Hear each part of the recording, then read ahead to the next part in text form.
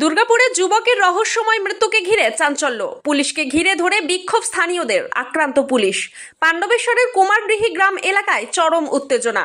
ঘটনাস্থলে বিশাল পুলিশ বাহিনী নামানো হয়েছে, কমব্যাট ফোর্স। যুবকের রহস্য মৃত্যুকে ঘিরে ধুমধুমার কাণ্ড দুর্গাপুরের পাণ্ডবেশ্বরের কুমারডিহি এলাকায়। পল্লব বাউরি নামক 1 বছর 23-এর যুবকের মৃত্যুকে ঘিরেই পরিস্থিতি জটিল হয়ে ওঠে। এলাকার একটি বাড়ি থেকে পল্লবের ঝুলন্ত দেহ উদ্ধার করে পুলিশ। পুলিশের অনুমান ছিল হাসপাতালে নিয়ে গেলেই ওই ব্যক্তি বেঁচে যেতে পারে। সেই উদ্দেশ্যেই পল্লব বাউরি নামক ওই যুবককে সেই সময় তারা হাসপাতালে ভর্তির জন্য নিয়ে চলে যায়। স্থানীয়রা দাবি করে জানাতে থাকে, কেন পুলিশ পরিবারকে না জানিয়েই ওই যুবককে হাসপাতালে নিয়ে চলে গেল। এই নিয়ে পুলিশের সাথে প্রথমে বচসা, পরে ধস্তাধস্তি শুরু হয় স্থানীয়দের। পুলিশকে ঘিরে ধরে শুরু হয় তুমুল বিক্ষোভ। বিশাল পুলিশ বাহিনী ঘটনাস্থলে এসে পরিস্থিতি সামাল দেওয়ার চেষ্টা করলে আক্রান্ত হতে হয় খোদ পুলিশকেই। এক দম্পতিকে পুলিশ জিজ্ঞাসাবাদের জন্য আটক করেছে বলে সূত্রের খবর। বেশ কয়েকটি দোকান ভাঙচুর করা হয়। কুমারডিহি এলাকার রুইদাস পাড়ার এই ঘটনায় আটক করা হয়েছে বেশ কয়েকজনকে। যুবকের রহস্যময় মৃত্যুর কারণ জানার চেষ্টা করছে আসানসোল দুর্গাপুর পুলিশ। আসানসোল দুর্গাপুর পুলিশের ডিসি অভিষেক গুপ্ত জানিয়েছেন, পুরো ঘটনার তদন্ত শুরু হয়েছে, খতিয়ে দেখা হচ্ছে সব বিষয়। চাপা উত্তেজনা থাকায় কুমারডিহি রুইদাস পাড়ায় পুলিশ মোতায়েন রয়েছে। দুর্গাপুর থেকে তাপস কুমার গুইয়ের রিপোর্ট, সোজা কথা নিউজ, পশ্চিম বর্ধমান।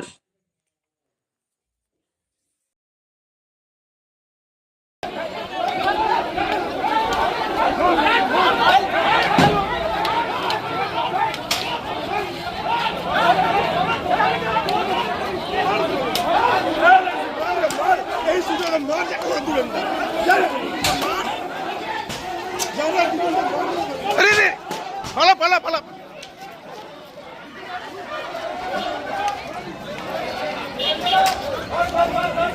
ঠিক আছে, একটা উত্তেজনা হয়েছিল, একটা ডেড বডি নিয়ে একটা টেনশন ছিল যে কিভাবে হয়েছে নেই হয়েছে। ওটার জন্য আমরা সব রকম পাণ্ডবেশ্বর থানার পুলিশ তদন্ত করছে সকাল থেকেই।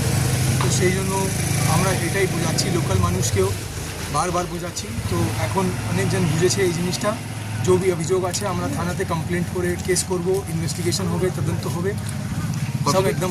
কতজনকে ধরা হয়েছে এখন পর্যন্ত সেটা আমি সব থানাতে গিয়ে বলবো আমরা, কিন্তু কোনো রকম উত্তেজনা এখন নেই হয়, এটা প্রথম জিনিস আমরা চাইছি।